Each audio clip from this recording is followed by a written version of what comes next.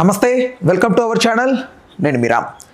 YS Jaganmohan Reddy గారికి ప్రతిపక్ష హోదా దమ్ముంటే ఇచ్చి చూడు చంద్రబాబు అంటూ స్టేట్ కోఆర్డినేట్ వైసీపీ పార్టీకి చెందినటువంటి సజ్జల రామకృష్ణారెడ్డి గారు వ్యాఖ్యానించారు. ప్రధానంగా ఈ ప్రతిపక్ష హోదాకి సంబంధించి అసలు ఎందుకు కూటమి ప్రభుత్వం ఇవ్వట్లేదు అనే అంశం గురించి మనతో కులంకుషంగా వివరించడానికి ప్రముఖ పొలిటికల్ అనలిస్ట్ కేఎస్ ప్రసాద్ గారు ఉన్నారు. ఆయనతో మాట్లాడదాం. సార్ నమస్తే. నమస్తే సార్, సూటి ప్రశ్న. అంటే ఇప్పుడు ఒకవేళ వైసీపీ ప్రభుత్వం కనుక ఇప్పుడు ఉంటే ఆంధ్రప్రదేశ్లో ఇదే సిచ్యువేషన్లో 11 సీట్లకి ఈ కూటమి ప్రభుత్వం కైవసం అయి ఉంటే ఖచ్చితంగా ప్రతిపక్ష హోదా ఇచ్చేవారా వైసీపీ? ఎవరి కోసం ఎవరు? ఎవడైనా ఎవడి కోసం ఎవరు? ఇది ప్రజాస్వామ్యం అనుకుంటున్నారా, లేదంటే ఇదేమైనా ఇంట్లో కిరాణా కొట్టు వ్యాపారం అనుకుంటున్నారా, లేదా రాజరిక వ్యవస్థ అనుకుంటున్నారా, లేదా ఆటవిక యుగంలో అనుకుంటున్నారా? 12B ఏం చెప్తుంది? చాలా క్లియర్గా ఎవరైతే రూలింగ్ గవర్నమెంట్ కాకుండా అవతల వాళ్ళు ఎంతమంది గెలిచినా ప్రజాస్వామ్యంలో ప్రజలు ఎన్నుకున్న ఒక ఎమ్మెల్యే అయితే చాలు. దానికి నెంబర్ అని కాన్స్టిట్యూషన్లో కానీ లేకపోతే పే అండ్ దీంట్లో ఉన్న 12B ప్రకారం కూడా ఎక్కడా మెన్షన్ చేయలేదు.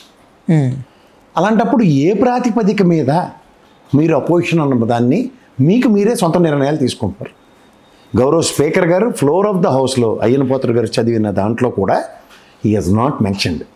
ఎలాగో పవన్ కళ్యాణ్ కంటే ఏంటి తెలియదులేండి, ఏది పడితే అది మారుతూ ఉంటాడు.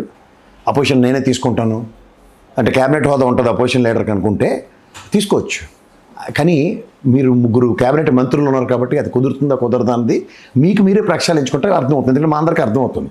మీకంటే ఏమి తెలివితేటలు లేవు కాబట్టి మీకు మీరే తెలుసుకోవాలి. అది జర్మన్లో ఇస్తారు ఇలాంటి కబుర్లు.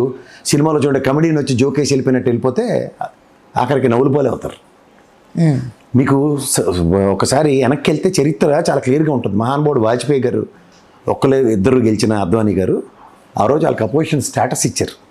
అపోజిషన్ లీడర్ అట్లే ఎవరో దాకా అక్కర్లే. రామారావు గారు గవర్నమెంట్లో తమ్మింగ్ మెజారిటీతో గెలిచినప్పుడు 29 స్థానాలకే పరిమితమైన కాంగ్రెస్కి అపోజిషన్ లీడర్ ఇవ్వలేదు, అపోజిషన్ స్టేటస్ ఇచ్చారు పార్టీకి.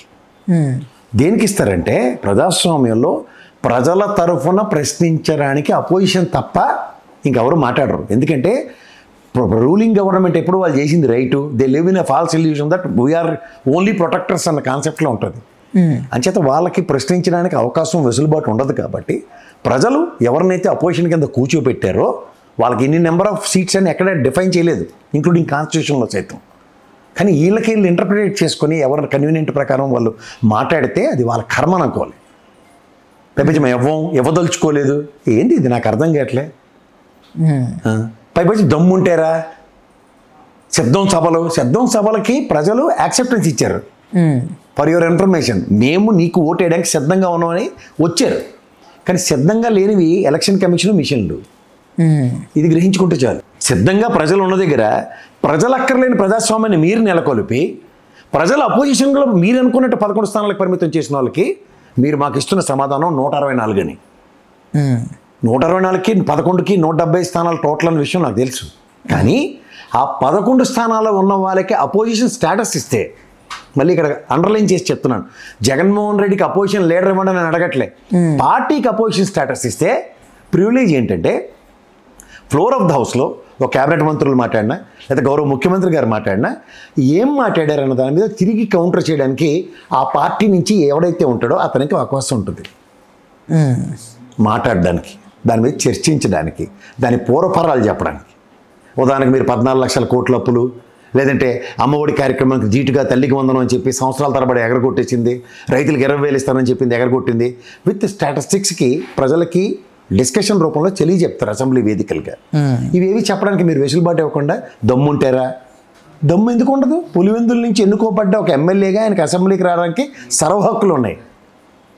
ఆయన అడుగుతున్నది ఏంటంటే అపోజిషన్ స్టేటస్ ఇస్తే దాంతో ఆయన ప్రజల తరఫున మీరు చేస్తున్న ప్రభుత్వ విధానాల మీద ప్రశ్నించడానికి అవకాశం అడుగుతున్నాడు అతను. అది పులివెందుల ఎమ్మెల్యేగా అవకాశం రాదు ఎవరు కూడా. మీరు if it is a debate on Pulivendula is there. నియోజకవర్గానికి నిధుల ఎలకేషన్లు కానీ నియోజకవర్గ సమస్యల మీద మీరు తిరిగి చెప్పకపోతే అప్పుడు పులివెందుల తరఫున వచ్చి మాట్లాడడానికి ఒక అవకాశం ఉంటుంది ఒక క్వశ్చనర్లో. మీకు ఇంకో విషయం చెప్తున్నా, ఆయన అసెంబ్లీకి రావచ్చు రాకపోవచ్చు, దట్స్ హిస్ డిస్క్రిప్షన్. కానీ అసెంబ్లీలో జరుగుతున్న మాటల మీద రీసెంట్ పాస్ట్లో మీరు పెట్టిన అన్ని అసెంబ్లీలకి ప్రెస్ మీట్లు పెట్టాడు ఆయన. మీ పార్టీ తరఫున మీతో ఉన్న కూటమి పార్టీల తరఫున కానీ ఏ మంత్రులైనా సరే, లేకపోతే ముఖ్యమంత్రి గారి హోదాలో చంద్రబాబు గారు అయినా సరే, లేకపోతే వాళ్ళ పార్టీ అధికార ప్రతినిధులైనా సరే, అట్లీస్ట్ ఎవరన్నా సమాధానాలు ఇచ్చారా? దాన్ని ఎదుర్కోవడానికి ధైర్యం లేదు. కానీ జగన్మోహన్ రెడ్డిని చిటికలేసి సిద్ధమా అంటే సిద్ధంగానే ఉన్నాడు ప్రశ్నించడానికి. అంటే ఇక్కడ అంటే ఒకడు ప్రశ్నించే పార్టీ పెట్టినోడు వచ్చి మీ సన్నిధానంలో ఉండి చక్కభజన చేసుకుంటూ తిరుగుతూ ఊడిగం రాజకీయం చేస్తున్న దగ్గర ప్రశ్నించడానికి సిద్ధంగా ఉన్న వాళ్ళు వేరేగా ఉంటారు. వాళ్ళే జగన్మోహన్ రెడ్డి. ప్రయత్నించండి ఒకసారి.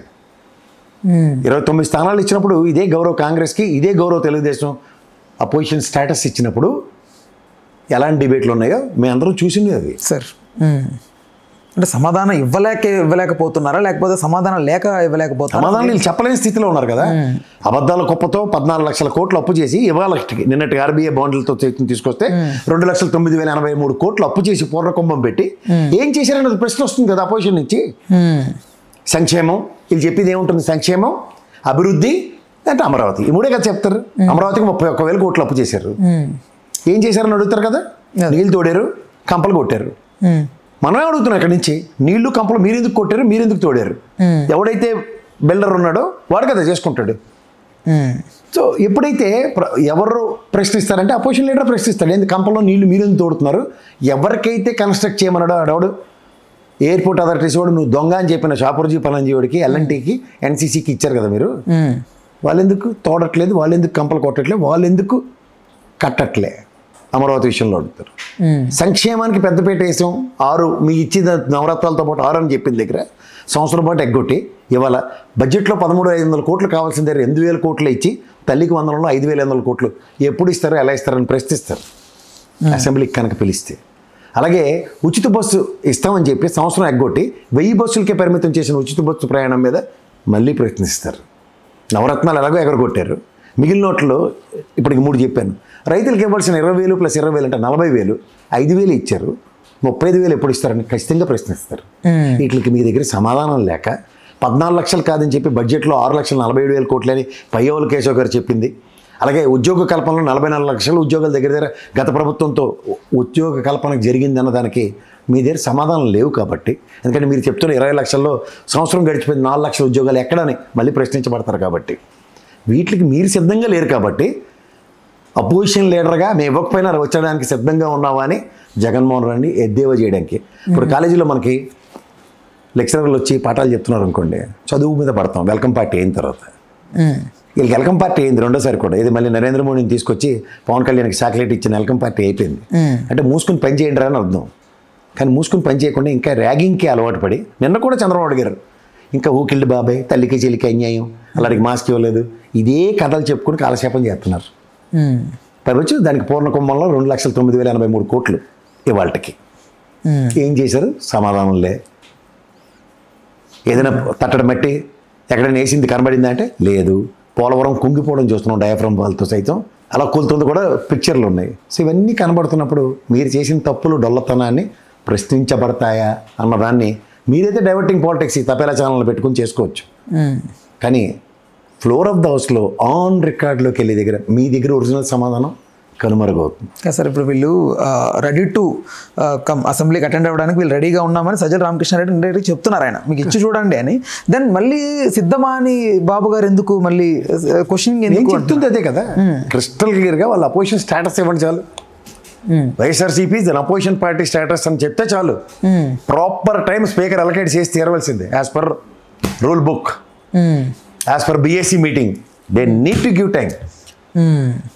ప్రతిదీ డిబేట్ అవుతుంది. అంటే నువ్వు మా పరిపాలన మీద క్వశ్చనింగ్ చేస్తే నేను నీ పర్సనల్ ఎజెండా రిలేటెడ్గా ఉన్న కొన్ని అయితే థింగ్స్ ఉన్నాయి వాటి మీద మాట్లాడాల్సి వస్తుంది. దాన్ని ఇండైరెక్ట్గా ఆయన వార్నింగ్ ఇచ్చారనుకోవచ్చు బాబు గారు. ఈ గొడ్డలి పర్సనల్ విషయాలు కాదు సార్, ఐ మీన్ ఈ ఫ్యామిలీ రిలేటెడ్గా ఈ గొడ్డలి ఇష్యూ అనడం కానీ, ఆ రాయితో తగలడం కానీ ఇవన్నీ తీసుకొస్తాను నేను అంటే ఇండైరెక్ట్గా వార్నింగ్ బయట సెట్ అవుతుంది. అసెంబ్లీలో విలువైన సమయాన్ని వృధా చేస్తా రాళ్ళు, గులకరాళ్ళును, కోడికత్తులను సిబిఐ గుడ్డుగుర్రానికి పలుతవుతున్నారా? కత్తులు కంపలు ఎత్తుక్కుని చెరువులంపడు తిరిగి ఎతికారు కదా, మీకెందుకు ఆ బాధ? అవి చర్చిస్తే సమాధానం ప్రజలే చెప్తారు, నవ్విపోతారు. ఈ పడదానిక మీకు 45 సంవత్సరాల అనుభవం సారని అడుగుతారు.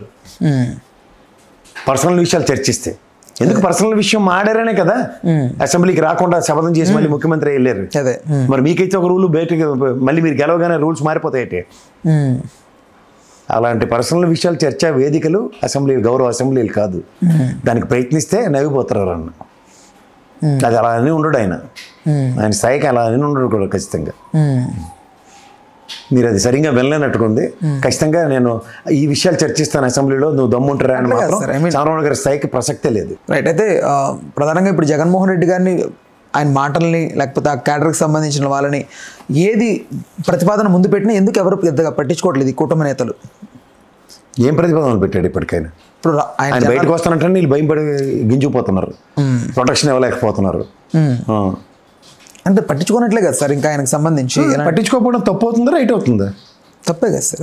అది చెప్పండి. అది అదే జనాల ప్రజాస్వామ్యంలో ప్రజానాయకుడికి ప్రజల రక్షణే కల్పించుకుని ఇప్పటిదాకా ఉన్నాడు ఆయన. ప్రజలు రక్షించుకుంటున్నారు, వాళ్ళ నాయకులే రక్షించుకుంటున్నారు, వాళ్ళ కార్యకర్తలే రక్షించుకుంటున్నారు. వీళ్ళ దగ్గర నుంచి ఏం లేదంటే అవుట్కమ్ ఉంటుంది కదా, అంతకన్నా నీకేం లేదు. హలో, తెలుగు రాజ్యం ఛానల్ చూస్తున్నారా? సామాజిక రాజకీయ జీవన చిత్రణే తెలుగు రాజ్యం. అతిశయోక్తులు అసత్యాలు ఉండవు. రాజకీయ కోణం కాదు, ప్రజా కోణమే కొలబద్ద. తెలుగు రాజ్యం వీక్షణ మీ ఉత్తమ అభిరుచికి నిదర్శనం.